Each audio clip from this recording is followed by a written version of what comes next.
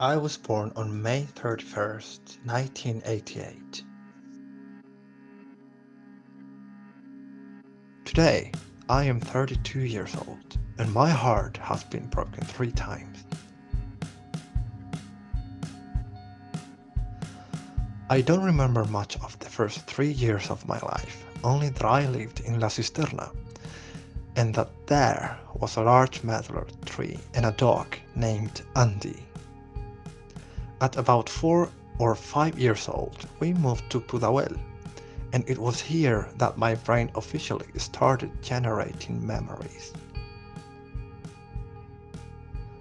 From 1995 and 2006, I dedicated myself to playing video games, watching TV and films, and traveling with my family during summers. The rest was just wasted time going to school for 11 years. However, in 2003, I met Carolina. She was my first love. We both loved Tomb Raider and a few other video games. I liked her so much that I learned how to dance on the Dance Dance Revolution machines just so I could go with her to the arcade.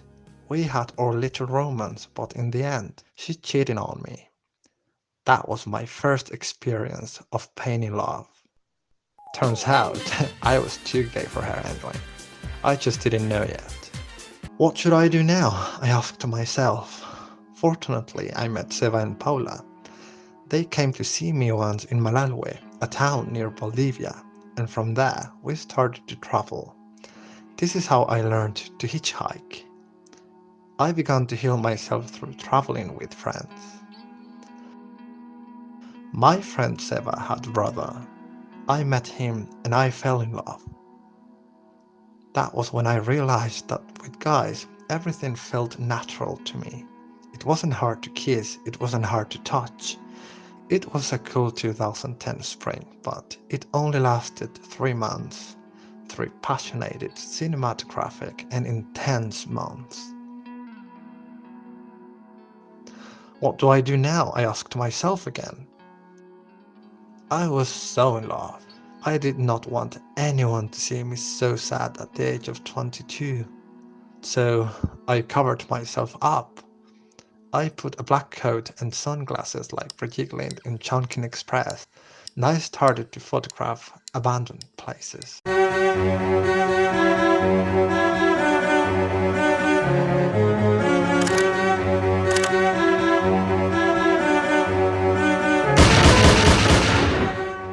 I was all alone for 6 years, exploring the whole city of Santiago de Chile, trying to find new places, places I hadn't been with him.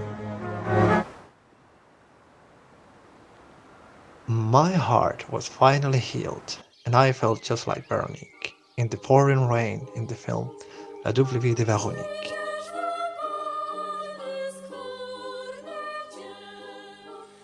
And then I met Hugo, the greatest love of my life so far.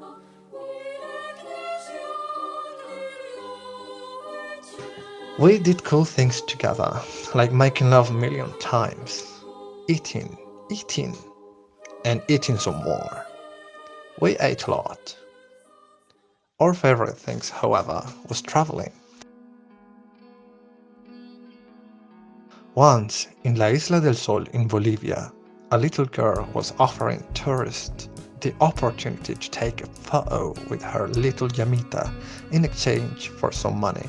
I just passed by, ignoring her, but Hugo stopped me. He wanted a photo with the llamita, so he gave the money to the little girl, got into position, and I took the picture. This picture always reminds me that my heart before Hugo was never broken. It was just hardened like a stone, and then he warmed it up and made it beat again. 2019 was a good year for us. We were really close and everything was going well. Then, in September of the same year, Hugo's mom died. Espera, quiero ir contigo. No puedes. Voy a llegar hasta abajo. Pues por eso. Ya verás cómo te tiras antes de tiempo.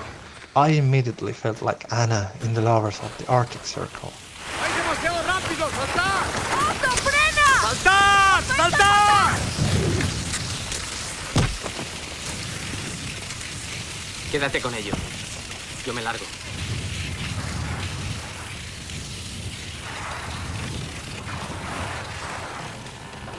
From that day onwards, the Hugo I knew was gone. Later, in summer of 2020, I found out that Hugo cheated on me when he was in Argentina. I asked him many times and I gave him every chance to be honest with me about it, but every time he lied. That was the first time my heart was broken for real. I had to leave. I had to leave my home uptown. And I have to leave him. What do you do when the person you love most in the world betrays you? Again, I asked myself, what now? Fortunately, my room in my old home was still there. However, after a while, I went back to see him because I couldn't be without him. But he broke my heart for the second time. Now what? I went back a third time because I missed him so much, and my heart was broken for the third time. Then, quarantine was announced, and I asked myself, what should I do now? And the thing is, I don't know. But what I figured out, I have forgiven so that I can move forwards and to continue onwards now that I am 32.